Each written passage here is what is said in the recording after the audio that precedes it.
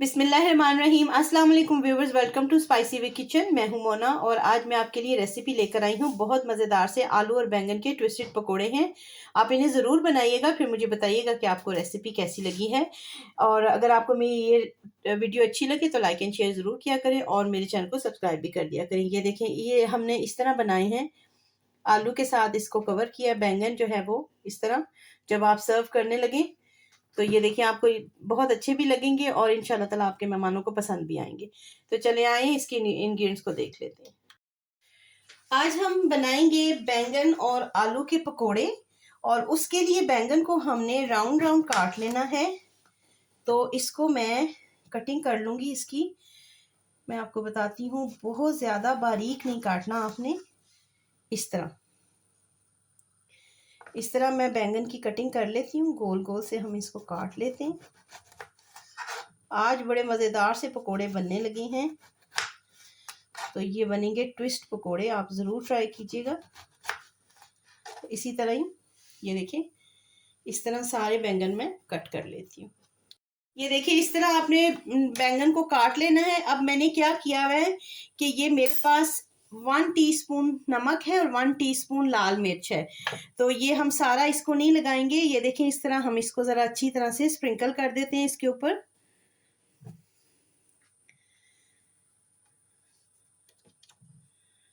एक साइड पे मैंने सारी मिर्ची और नमक लगा दिया है। अब क्या करेंगे, दूसरी साइड पे भी नमक और मिर्च इस तरह लगा देंगे।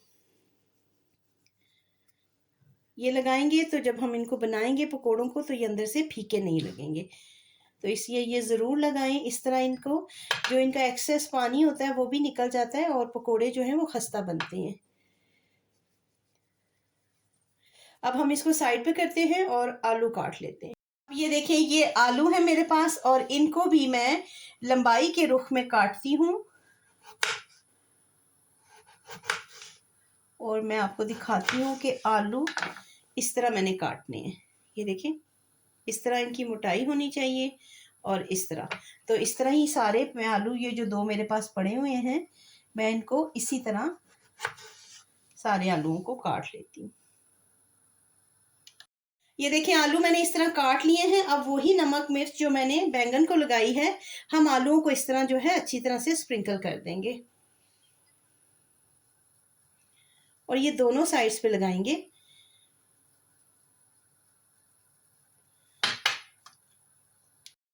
ये देखिए, आलू और बैंगन को मैंने नमक और मिर्च लगा के रख दिया है।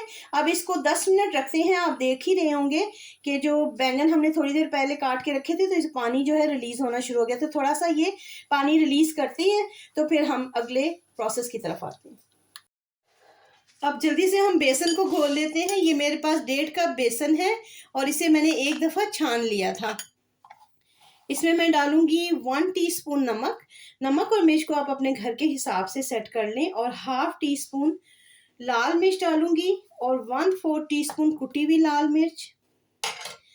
अजवाइन जो है वो ½ टीस्पून डालूंगी, लेकिन अजवाइन को डालना इस तरह है कि आपने हाथों में अच्छी तरह से मसल के तो फिर इसके अंदर ऐड करना है। अब आप ऐसे करें कि ग्रेजुअली थोड़ा थोड़ा करके आप पानी डालें और बेसन को मिक्स करते रहें।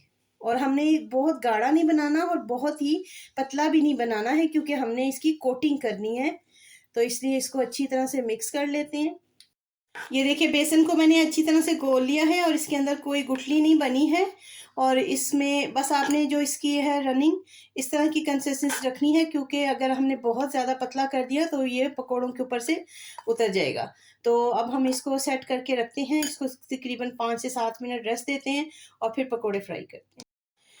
अब ये देखिए, ये सारे जो आलू और बैंगन है, इसको जो पानी में इसका पानी जो है वो अच्छी तरह से निकल गया है। अब हमने क्या करना है कि एक आलू और एक बैंगन इस तरह हमने पकड़ना है और इसको ऐसे रोल करना है और इसको हमने टूथपिक की मदद से ऐसे करके ऐसे बना लेना है। ये देखें,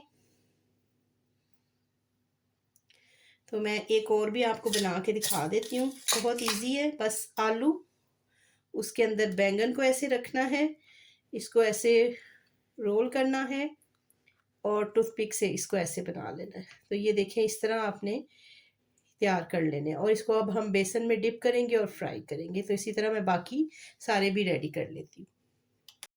ये देखिए जी, हमारे ज़बरदस्त से सारे बैंगन और आलू इस तरह ट्विस्टेड तरीके से तैयार हो गए हैं। तो चलिए अब इनको फ्राई करते हैं। ये देखिए मैंने इसको बेसन में डिप कर दिया है। अब हम इसको ऑयल में डाल देंगे, क्योंकि आंच बहुत तेज़ नहीं रखेंगे, क्योंकि उसकी वजह है कि आलू हैं और आलू ने गलना है। तो उसके साथ ही ये दूसरा भी,